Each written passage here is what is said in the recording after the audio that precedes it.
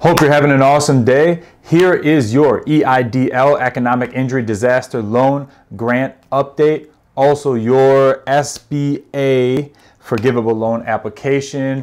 The link will be below if you have not done so already. So they open it back up. I made a video about this previously, applying for the EIDL grants, EIDL, I call it EIDL. So while in the past month, the SBA EIDL Advanced Grant was accepting applications from agricultural businesses because the demand was high, obviously. The SBA reopened the EIDL grant on Monday to other businesses besides agricultural, which had been for the last month because demand was high. But now you have until the end of the year. Unlike the PPP, the Payroll Protection Program, that you only have the opportunity to apply through June 30th. So even though it's gotten less attention, I mean, this is definitely opportunity for those that need it. As of Sunday, 1.43 million loans had been approved for a total of $95.6 billion through the EIDL program. And the loans had been for up to $2 million, but that was dropped to $150,000.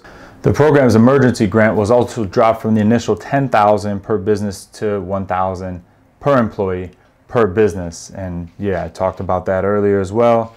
Not cool how they changed that up.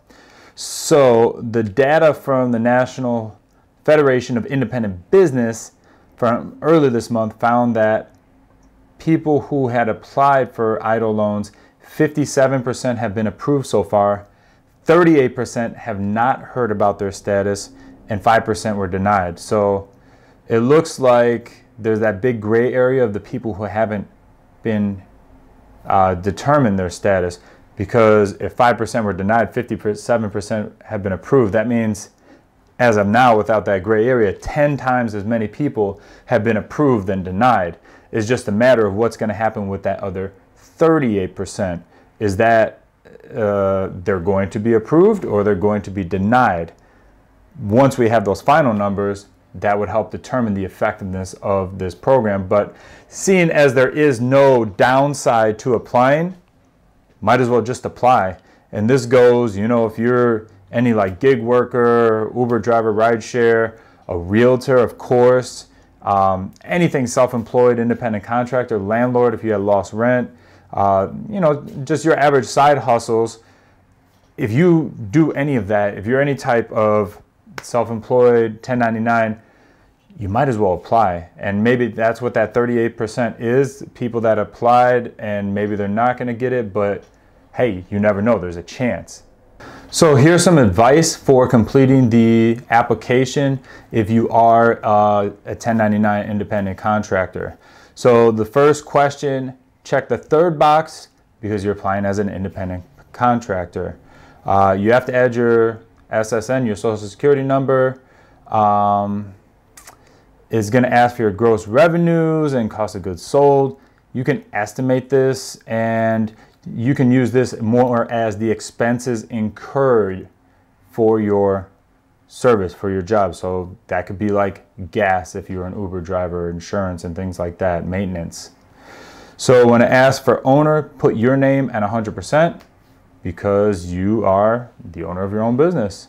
Of course, that's up for debate in California, but it's a whole other video. So when it asks for the date that the business was established, just put when you started doing this work. If you don't have the exact date, just estimate, but make sure it has to be before January 31st, 2020, or else it's not eligible. It's going to ask for the bank account, so you need the name of the bank, the account number, and the routing number. If you don't know what routing number is, if you look on your checkbook and it has your account number, it's the number to the side of that. For your business phone number, just put your phone number. Your cell's okay. So is the business owned by a business entity? The answer is no, since you are technically an individual owner. When the form asks for your business name, just enter your name. The question, if anyone assisted you in completing this application, you can ignore it unless if someone did help you with the application. That's pretty self-explanatory. Come on, man. All right, make sure to check the box that says you want to apply for the $10,000 grant. So yeah, I had a friend that filled this out and he forgot to check that box. Check the box. It takes an extra second and that's what we want. You want that $10,000 grant, but of course we know it's only going to be $1,000 now because of that change. Make sure to get your direct deposit information in there. And the big question, how long will it take? So in the beginning it was longer, now it's been shorter. I've even heard some people already got the 1,000 from this new EIDL 2.0. I mean, it's been slow for me. So, I mean, fingers crossed it's fast for you. I hope you can get it ASAP.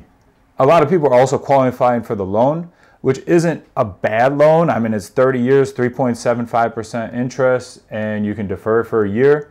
So, I mean, there's definitely worse loan terms in the world. But I mean, if you don't need it, then obviously our goal is to get the grant, which is not have to be repaid. I mean, who doesn't like money that you don't have to repay? No one, in case you're wondering. Here, I'll put this information. I'll put their SBA Disaster Assistance Customer Service Center phone number, email, and then the website link for you to apply. If you're in doubt, apply. When I talked to the phone, I said this in the previous video, when I talked to the customer service, she said a lot of people try to apply that know they shouldn't qualify or are trying to scam the SBA, and they filter them out. They don't prosecute them or anything like that. So if you have even 1% chance of getting this loan, I mean, it's a few minutes for the potential to get $1,000. I think that's worth it, you know, for most people, unless you're Jeff Bezos or something.